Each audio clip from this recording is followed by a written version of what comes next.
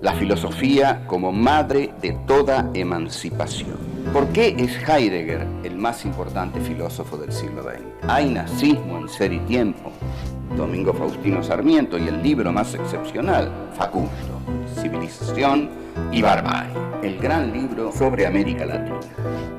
Y lo que dice Sartre en una de sus más bellas frases: un hombre es lo que hace con lo que hicieron de él. Foucault va a decir: el hombre ha muerto. Si se piensa en filosofía, lo que se piensa es la totalidad.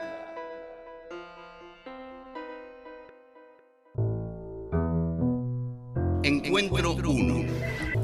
Heidegger, Ser y Tiempo. ¿Por qué es Heidegger el filósofo más importante del siglo XX?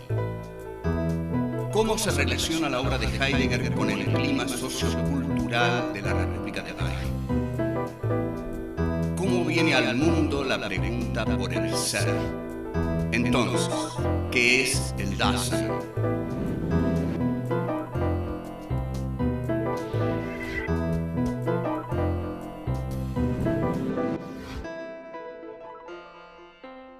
Que Heidegger fue el filósofo más importante del siglo XX es absurdo negarlo, nadie lo va a negar. Incluso hasta diría que sigue siendo el filósofo más importante ya terminando la primera década del siglo XXI. Lo que nos tenemos que preguntar es ¿por qué fue el más importante del siglo XX? Nuestra penetración en Heidegger va a ser todo lo profunda que nos sea posible, y creo que vamos a ahondar bastante. Lo que quiero aclarar para los profesores y profesoras de filosofía que amablemente nos vienen siguiendo es que todavía vamos a ahondar más en futuros programas sobre la filosofía de Heidegger, que es inagotable. Por ahora nos vamos a ceñir a su obra maestra de 1927, que es Ser y Tiempo.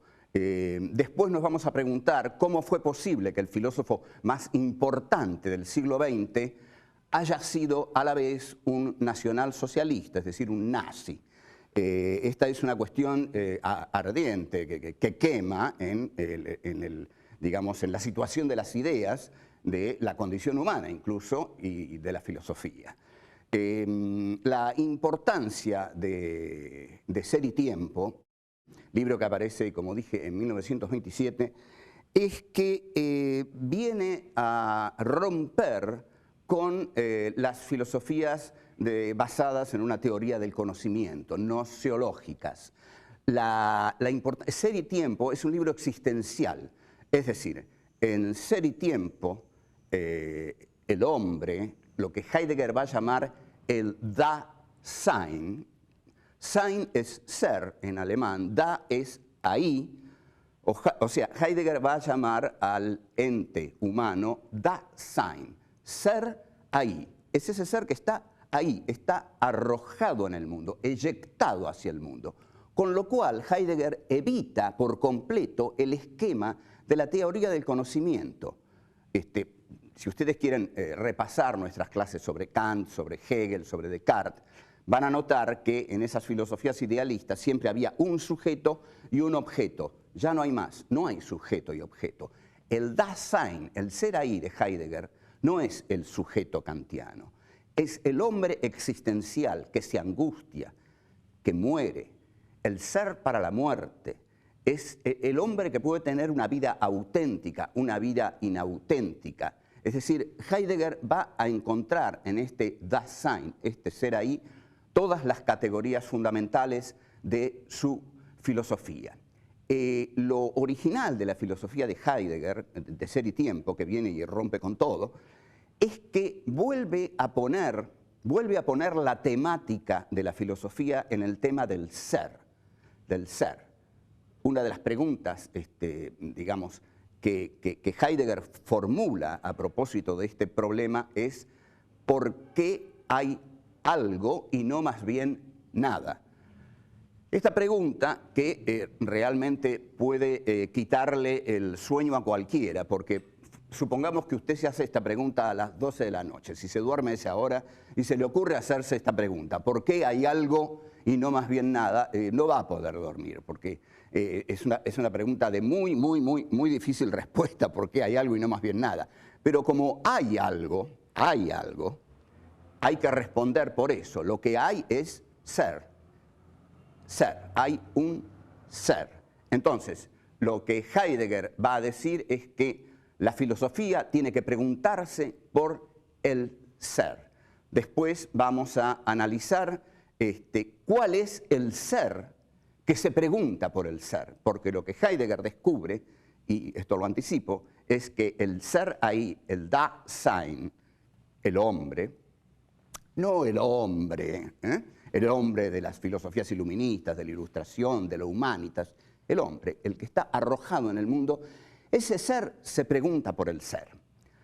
Ahora, en Ser y Tiempo, que es de 1927, Heidegger no prenuncia para nada lo que va a ser después su relación con el nazismo. Heidegger está, los eruditos, los heideggerianos, que son digamos, son una pandilla temible en todo el mundo. Usted no, o si se imagina la cantidad de congresos que se hacen en el mundo sobre Heidegger. Lo que ellos dicen es que el Heidegger de Ser y Tiempo, que se pregunta por el ser, es el primer Heidegger, que luego hay un segundo Heidegger que se pregunta lo siguiente: ¿por qué el ente humano ha olvidado al ser? Este segundo Heidegger, que tiene sus primeras expresiones en que es metafísica, Kant y el problema de la metafísica, y Introducción a la metafísica de 1935, ¿por qué el hombre ha olvidado al ser? Va a responder en una primera pregunta que no solo el hombre olvida al ser para consagrarse, atención a esto, el hombre olvida al ser para consagrarse al dominio de los entes, es decir, al dominio de las cosas. Y esto es algo que pasa todos los días, nosotros lo vemos todos los días. Nuestra sociedad de hoy no se pregunta por el ser, nadie se pregunta por el ser. Si usted quiere ponerle otro nombre al ser, también le puede decir Dios, por ejemplo, porque nadie le vio la cara al ser de Heidegger, nadie le vio la cara al ser de Heidegger, como nadie le vio la cara a la divinidad que constituye este mundo, digamos. Entonces, la sociedad de hoy ha olvidado lo trascendente y se concentra en el dominio de lo cósico, ¿no? Vaya al shopping y está lleno de cosas, lleno de entes. Y el hombre se pierde ahí y olvida todo.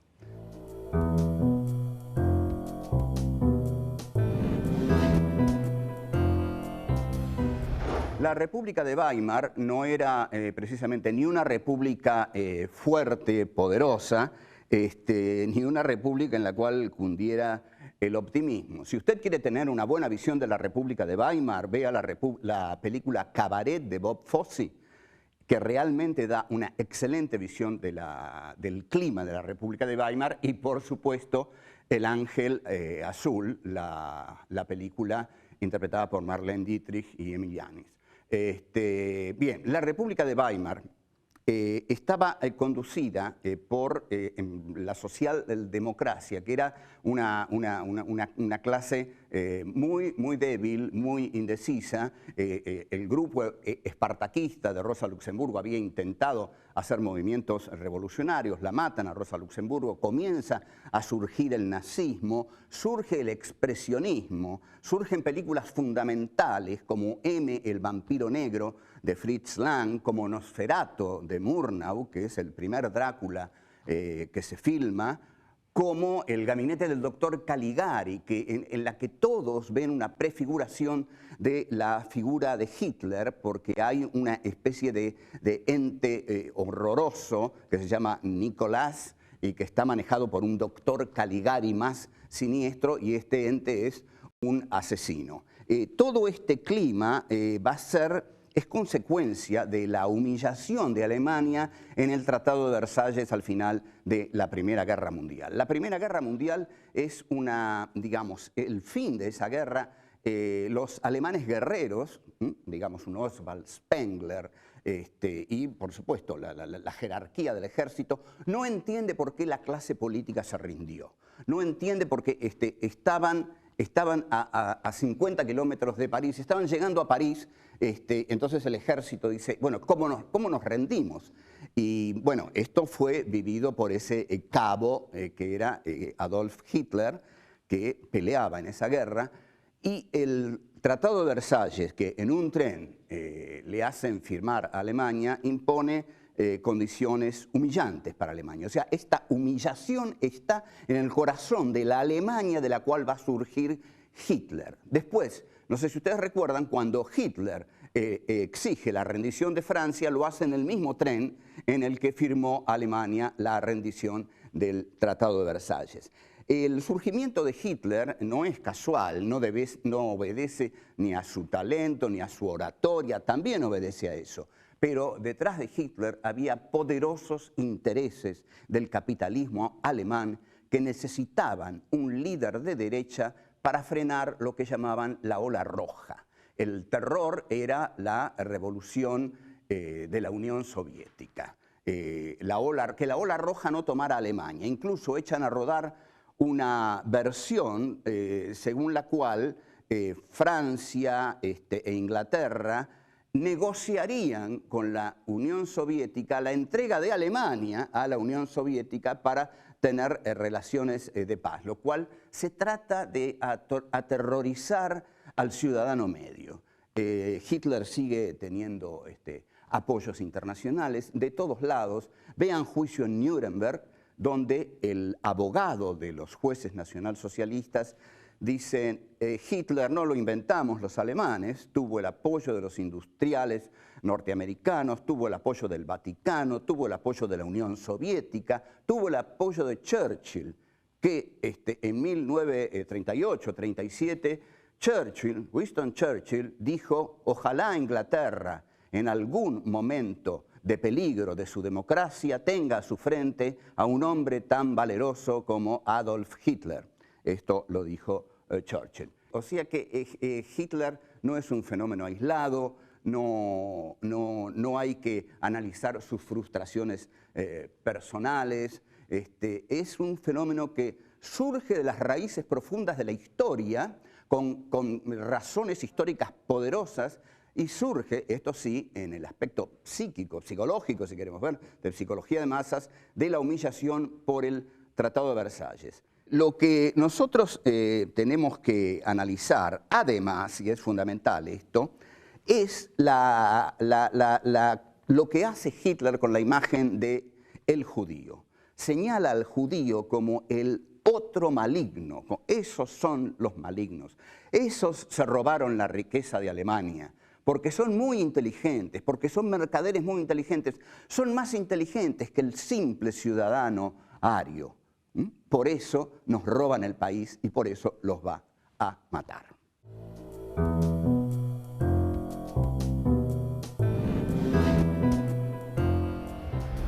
El punto de partida de Ser y Tiempo es determinante de todo el libro. En la introducción del libro, Heidegger dice, lo que me propongo es responder a la pregunta por el ser. Y aquí hace un desvío que es fundamental, fundamental. Honestamente, le arruina el libro, hace que el libro sea inservible para todos los discípulos posteriores de Heidegger que se basan en el Heidegger II, que nosotros ya vamos a estudiar. Pero ahora, veamos cuál es el desvío que hace Heidegger, porque es fascinante la cosa. Heidegger dice, yo me voy a preguntar por el ser, pero dice, hay un ser que se pregunta por el ser. Y ese ser es el ser ahí, es el Dasein, el hombre. El hombre, que me disculpen los que no quieran ver en el Dasein el hombre, yo veo ahí el hombre, es el hombre. Y si no, vamos a ver todas las cosas que le pasan al Dasein, le pasan a usted, me pasan a mí y a todos los muchachos que están acá, las chicas también. Ahora, la pregunta es, entonces, ¿Cómo viene al mundo la pregunta por el ser? ¿Por qué hay una pregunta por el ser? Bueno, hay una pregunta por el ser, porque hay un ser que se pregunta por el ser. ¿Qué ser se pregunta por el ser? El ser ahí, el Dasein, ese ser que está en estado de arrojo en el mundo, ¿eh? No está el sujeto y ahí el objeto, no, estamos arrojados al mundo, en estado de eyección, estamos como escupitados en el mundo. No hay una conciencia que constituye al mundo y el mundo es un objeto de la conciencia. Eso es una historia de las filosofías idealistas.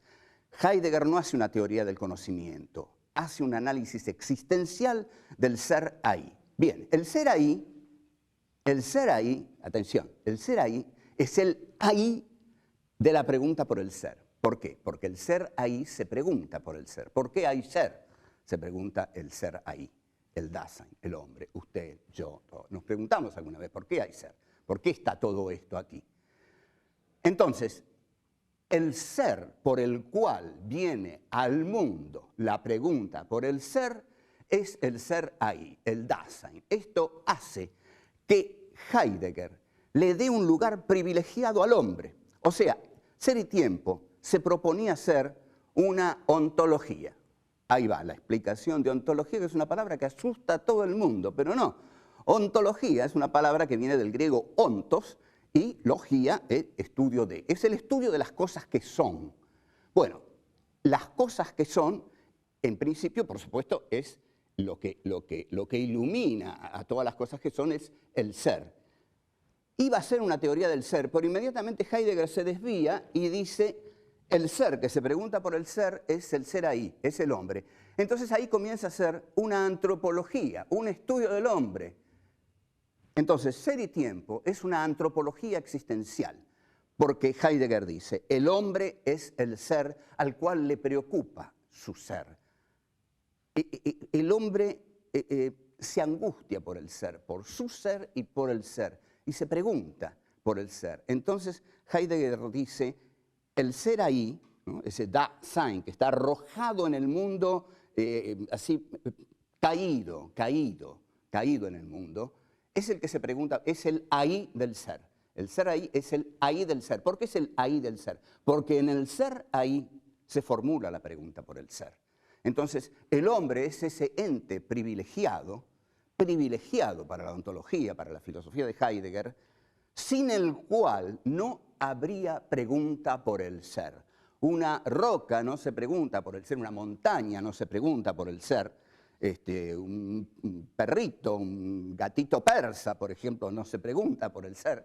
El que se pregunta por el ser es ese ser ahí que vamos a ver, es un ser de la etapa del expresionismo, porque es un ser realmente desgarrado, angustiado, que siente la presencia de la nada, que siente la inminencia de la muerte, que es para la muerte, es un ser para la muerte, porque sabe que va a morir, porque si quieren que lo diga contundentemente, el ser ahí, ese ser, es ese ser que sabe que va a morir, que no solo muere, sino que sabe que va a morir, que tiene infinitas posibilidades en su futuro, pero en todas esas posibilidades está la posibilidad de morir.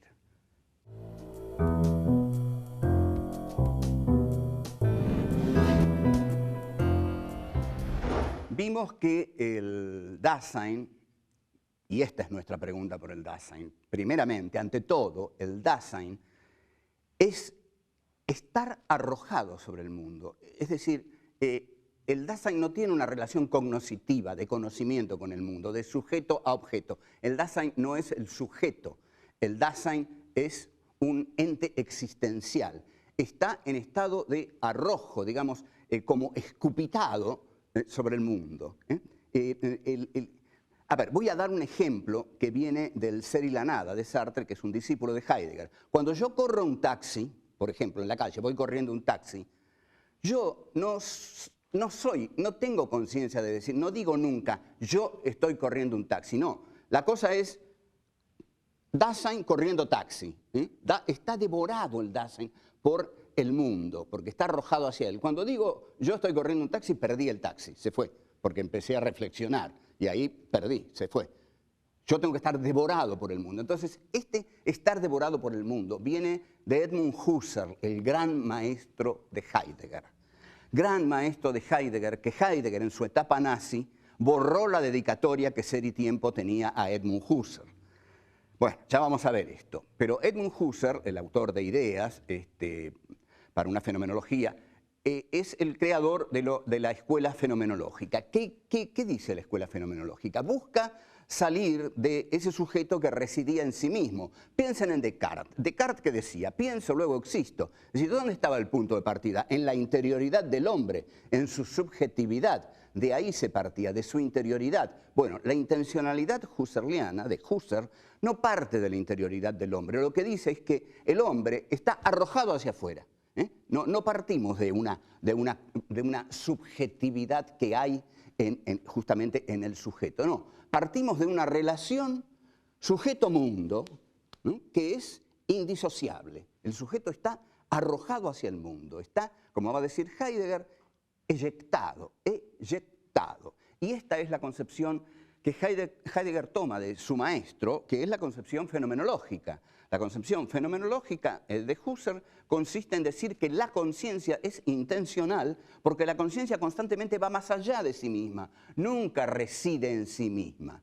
Por eso Sartre, genialmente, va a decir el hombre es nada. ¿Por qué? Porque justamente al no haber en el hombre como punto de partida esa subjetividad constituyente que había en Descartes, pienso, luego existo. ¿Por qué hay cosas afuera? Porque yo las pienso. No. Hay cosas afuera, hay cosas afuera. Y hacia esas cosas el hombre está eyectado, arrojado. Y está arrojado también hacia sus posibles. Porque el hombre no es realidad, es posibilidad. Esto es muy hermoso, además es todo un pensamiento de una enorme belleza estética. Que el hombre no sea realidad, sino posibilidad. Es una gran frase de las filosofías existencialistas que comienzan con Heidegger. Entonces aquí la pregunta es el hombre, es el Dasein el que fundamenta al mundo en Ser y Tiempo? Bueno, ante todo es el Dasein el que establece las relaciones en el mundo. ¿Por qué? ¿Por qué el Dasein es el ente relacionante?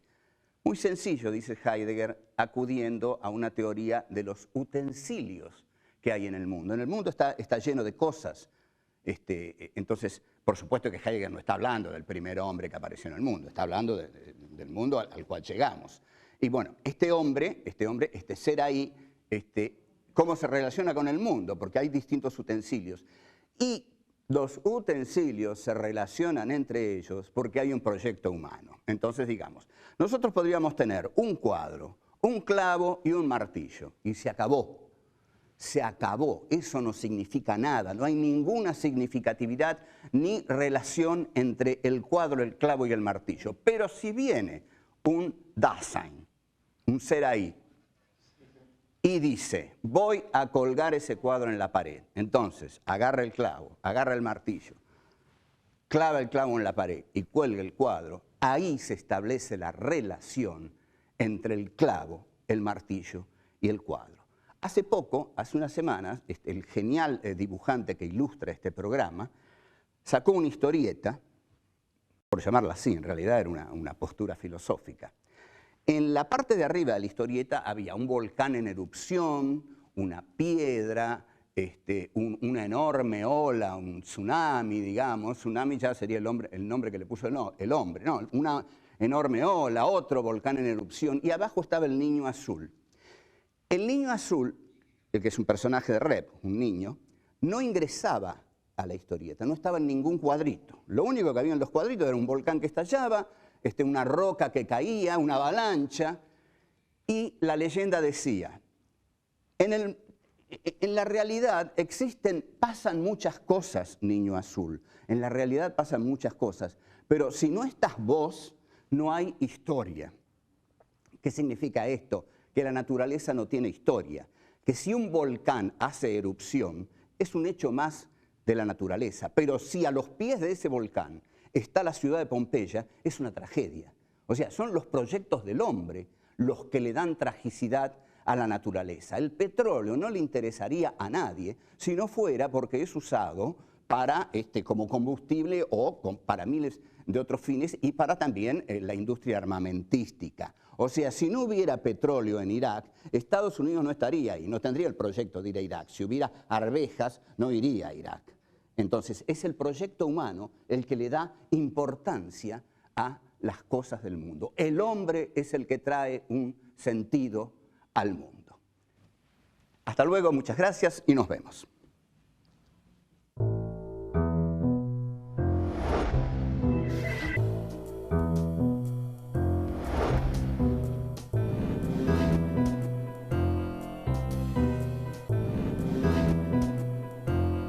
El Dasein es el hombre existencial que se angustia, que muere.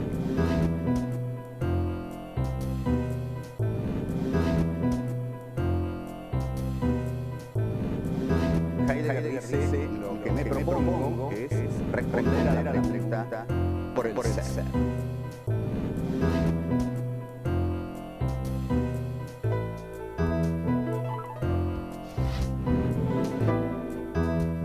El hombre es el ser al cual le preocupa su ser.